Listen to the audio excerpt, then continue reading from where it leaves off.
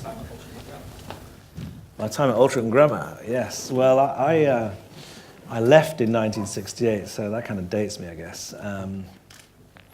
I found Ultra and Grammar pretty average, apart from one particular teacher called Roy Coleman. He treated people as individuals. He encouraged creativity. He didn't try to put you through a sausage machine. And he allowed you to express yourself. And I think, for me, education should be about doing and learning, like for coding, for example. Having managed to convince Michael Gove, the Secretary of Education, to put computer science on their curriculum, the last thing I'd want it to be is another turgid science with a 3-hour written exam at the end of it. What I want, question one should not be, who invented the World Wide Web? That's interesting for a quiz night, and you can always Google it if you need to, but I want to know how you can code. Show me what you can code, let me see your coursework, and I can give you a job if you can show me what you can demonstrate. In French, I couldn't speak French when I came out of school. I knew quite a lot about Guy de Maupassant, Voltaire, and French literature.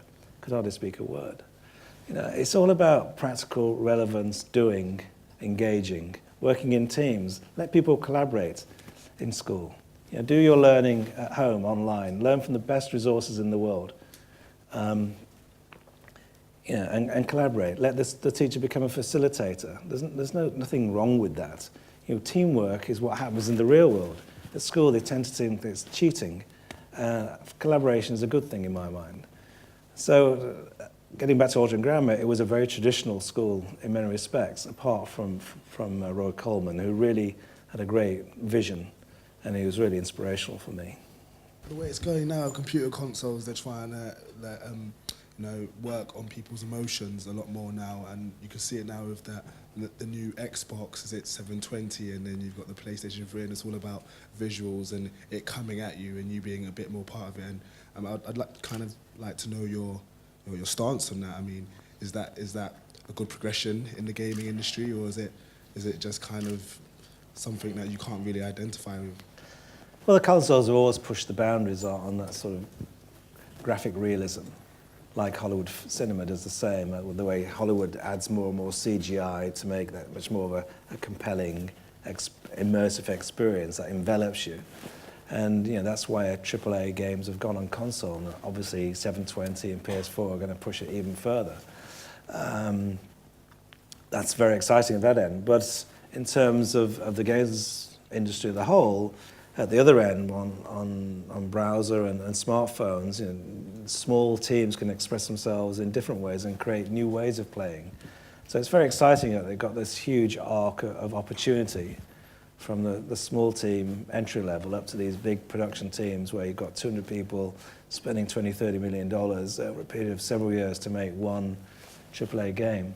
So there's something for everybody in terms of playing and opportunity to get into the industry. So I think it's fantastic. I'm just curious about Tomb Raider and your connection now with that franchise in terms of control and input into the development of as the franchise moves forward.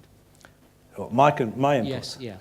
Well, I guess my role really at IDOS, since we were acquired by Square Enix, is largely ambassadorial. I do a lot of public speaking and working with government and raising the profile of the industries, addressing the skills issues, and convincing them to offer production tax credits. But from the content point of view, I visit our studios. I guess I put my finger in everybody else's pie. I make suggestions. If they want to listen to the old guy ranting on a bit, that's up to them. But Tomb Raider has been a fantastic product of a wonderful team, Crystal Dynamics. I can't really claim to have had much input to the new version at all. Okay, thank you. With geolocation and augmented reality, do you think they're going to come into gaming more and more, certainly on the mobile? Well, they already are. More and more things like that. Do you think it's going to be... The market decides that. I mean, if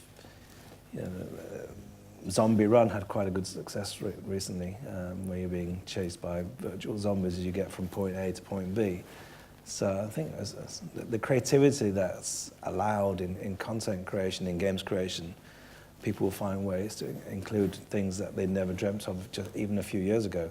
So I think you will see more, definitely. Did that never cross over to Kindle? I would have thought the Choose Your Own Adventure book format would be very easy on Kindle. Is there a reason why it didn't, or did it? There is a reason. Okay. There's 5 Final Fantasy game books available on Kindle in the United States, but because it accesses the CPU, it needs live content, and they don't support live content outside the United States, unfortunately. Please write in angrily on my behalf. But it's available. They will be available on Kindle Fire. Yeah. Okay, any more questions? We've got a question from Twitter from Black Adam, Martin Hurst. What game do you like to play yourself? What computer game do you like to play? People always say, what's my favourite game? Somebody like saying, what's my favourite child? I've got 4. You know, it's very difficult to...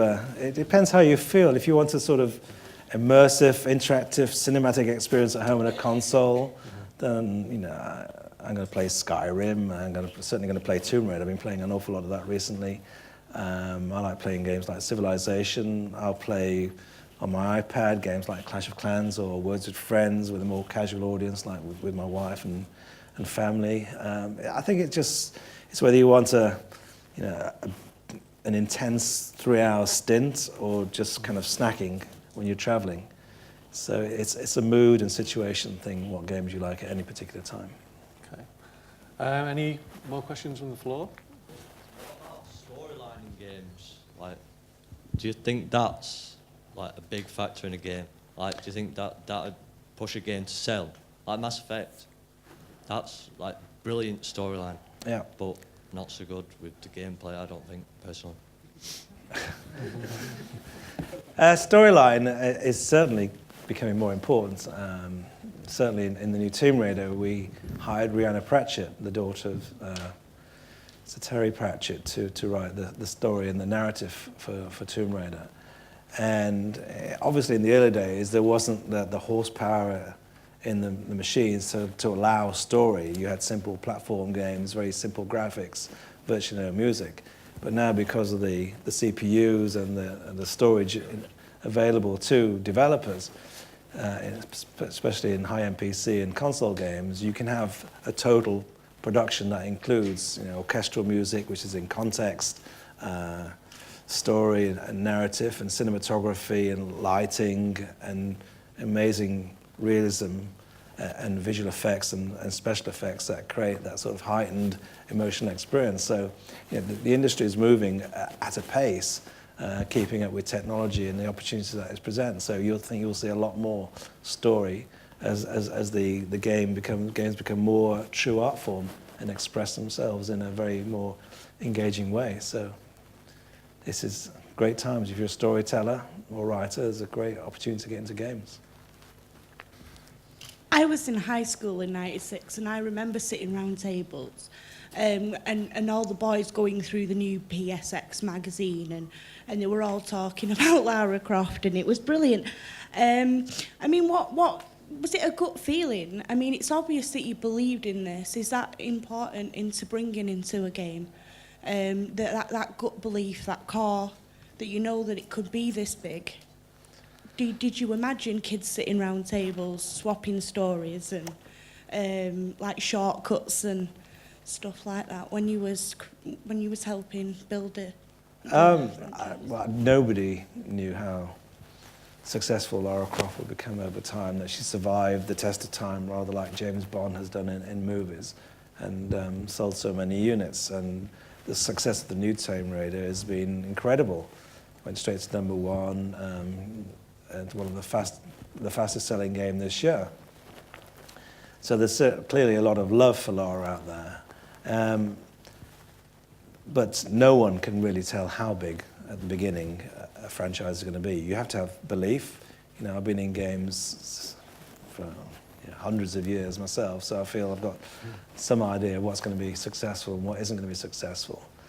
But today, of course, in the digital world, the audience tells you quite quickly, because games have become a service. So, you know, iPhone games and Facebook games, you know, the mantle has also almost move from the designer to the consumer, who decides what's good and what's bad very quickly. And they direct where the franchise goes. You know, by, what I say, from the analytics, you figure out what they like and what they don't like very quickly. And you then can, because the game is a service, you can give them more content through your live term teams of stuff they like and less of what they don't like. So I think the primacy of the game's designer is not being marginalised, but it's being complemented by the wisdom of the crowd when they're playing it. Okay, any more questions? We're all done before my voice gives up. Okay, just ask you one final question. We ask you, imagine you to be some kind of futurologist. What do you see, or what do you hope to see from the games industry over the next year or two? Well, you know, my personal delight would to see everybody in the world playing games and nobody criticising them anymore, seeing them as the genuine art form which they are, and that they are economically, socially and culturally as important as music and film. You know, I'd like to see the UK regain its position as the #1 content creator for games, and that, you know, the new kids out there are going to be creating the games of the future that is going to resonate with global audiences. So what I'm looking forward to is the UK being #1 in games creation, and and recognised as such. Okay, great. Okay. But as for hardware, you know, what devices are people going to play on?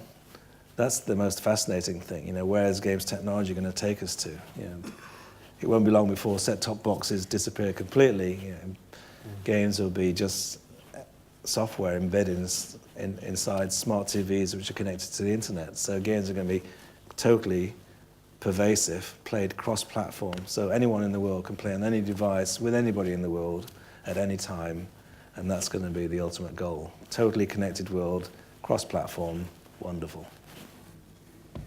Okay. Thank you very much for coming, Ian, and speaking to us. My pleasure. Thank you.